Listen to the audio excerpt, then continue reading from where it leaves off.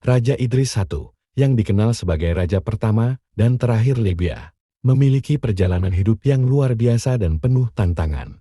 Lahir dengan nama Muhammad Idris al-Senussi pada 13 Maret 1890 di kota Ajabiyah, yang saat itu merupakan bagian dari Kekaisaran Ottoman. Idris berasal dari keluarga yang memiliki pengaruh besar dalam sejarah, politik dan agama di wilayah Libya. Ia adalah keturunan dari keluarga Senussi, sebuah tarekat sufi yang telah lama menjadi simbol perlawanan terhadap penjajahan asing, terutama penjajahan Italia di Libya. Masa kecil dan pendidikan. Idris kecil dibesarkan dalam lingkungan yang penuh dengan tradisi Islam dan keluarga yang memiliki peran penting dalam komunitas Senussi. Keluarganya telah terlibat dalam perjuangan melawan kekuasaan kolonial, terutama kekuasaan Italia yang mulai menjajah Libya pada awal abad ke-20. Pada usia muda, Idris terlibat dalam kegiatan-kegiatan keagamaan dan politik yang mengarah pada penguatan pengaruh tarekat Senussi. Idris mendapatkan pendidikan di berbagai tempat,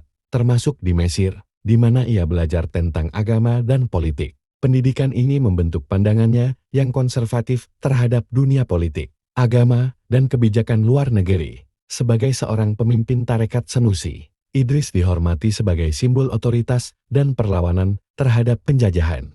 Perjuangan melawan penjajahan Italia. Idris memainkan peran kunci dalam perlawanan terhadap penjajahan Italia. Pada awal abad ke-20, Italia menguasai sebagian besar wilayah Libya dan berusaha memadamkan setiap bentuk perlawanan. Tarekat Senussi, di bawah pimpinan Idris, menjadi simbol perlawanan yang kuat.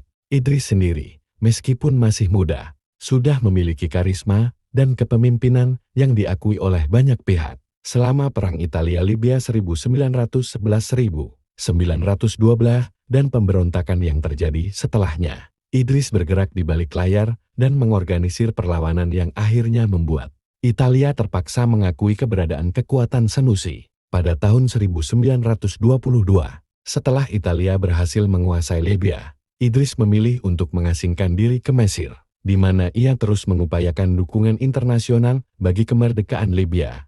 Pembentukan kerajaan Libya. Setelah berakhirnya Perang Dunia Kedua dan jatuhnya rezim kolonial Italia, Libya mendapatkan peluang untuk merdeka. Pada tahun 1949, Perserikatan Bangsa-Bangsa mengusulkan agar Libya diubah menjadi sebuah kerajaan. Dan dalam proses ini, Idris diidentifikasi sebagai calon yang cocok untuk memimpin negara baru tersebut. Pada 24 Desember 1951, Libya akhirnya merdeka dan menjadi kerajaan yang dipimpin oleh Raja Idris I. Dengan Idris menjadi raja pertama, Idris, yang saat itu berusia 61 tahun, diangkat sebagai raja berdasarkan konstitusi yang disusun dengan bantuan Inggris dan Amerika Serikat. Meskipun ia menjadi raja, sistem pemerintahan Libya tetap berbentuk monarki konstitusional, di mana Idris memiliki kekuasaan yang sangat besar, namun tetap terikat dengan hukum dan konstitusi yang ada. Pemerintahan Raja Idris I. Sebagai raja, Idris berfokus pada pembangunan dan modernisasi negara Libya. Ia mendapat dukungan kuat dari negara-negara barat, terutama Inggris dan Amerika Serikat, yang melihat Libya sebagai mitra strategis di kawasan Afrika Utara, terutama karena lokasi Libya yang dekat dengan Laut Tengah dan kekayaan sumber daya alamnya, termasuk minyak. Salah satu pencapaian terbesar Idris adalah pengembangan sektor minyak. Pada tahun 1950-an, ekspor minyak mulai berkembang pesat, dan Libya menjadi salah satu negara penghasil minyak utama di dunia. Hal ini memberi banyak kemakmuran bagi negara. Namun sebagian besar kekayaan ini dikelola oleh perusahaan-perusahaan asing. Meski demikian, Idris berhasil menggunakan pendapatan dari minyak untuk membangun infrastruktur, sekolah, dan rumah sakit. Meskipun jauh dari tingkat yang memadai untuk seluruh rakyat, namun pemerintahannya juga diwarnai dengan ketidakpuasan dari banyak pihak.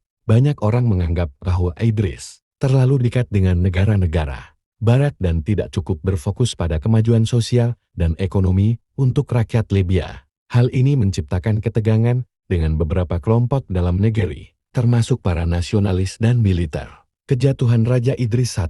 Seiring berjalannya waktu, ketidakpuasan terhadap pemerintahan Idris semakin besar. Masyarakat mulai merasakan ketidaksetaraan sosial dan ekonomi. Meskipun negara kaya akan minyak, banyak pihak merasa bahwa kekayaan negara tidak dimanfaatkan secara adil untuk kepentingan rakyat. Ketidakpuasan ini semakin meningkat, terutama di kalangan kaum muda yang terpengaruh oleh gerakan-gerakan revolusioner di dunia Arab, seperti yang terjadi di Mesir di bawah kepemimpinan Gamal Abdel Nasser. Pada 1 September 1969, sebuah kudeta militer yang dipimpin oleh Muammar Gaddafi menggulingkan Raja Idris I, Raja Idris, yang saat itu sedang menjalani perawatan medis di luar negeri di Turki, tidak dapat kembali ke Libya untuk mempertahankan tahtanya. Pemerintahan baru yang dipimpin oleh Gaddafi segera menghapus monarki dan mendirikan Republik Arab Libya. Hidup setelah penggulingan. Setelah penggulingan monarki, Raja Idris menghabiskan sisa hidupnya di pengasingan di Mesir dan kemudian di Arab Saudi. Meskipun tidak terlibat dalam politik, setelah penggulingannya, Idris tetap menjadi simbol bagi sebagian orang yang merindukan stabilitas dan kemakmuran.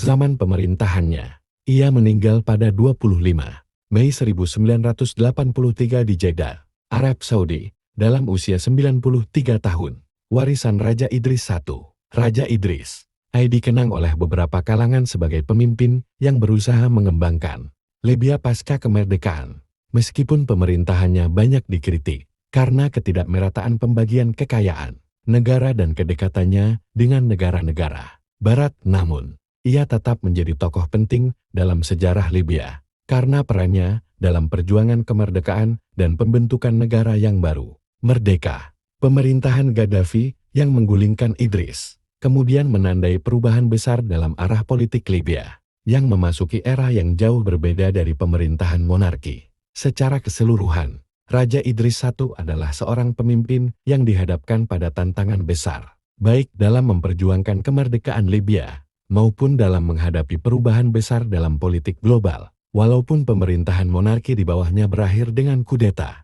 peran Idris dalam sejarah Libya tetap penting dan dikenang oleh banyak orang.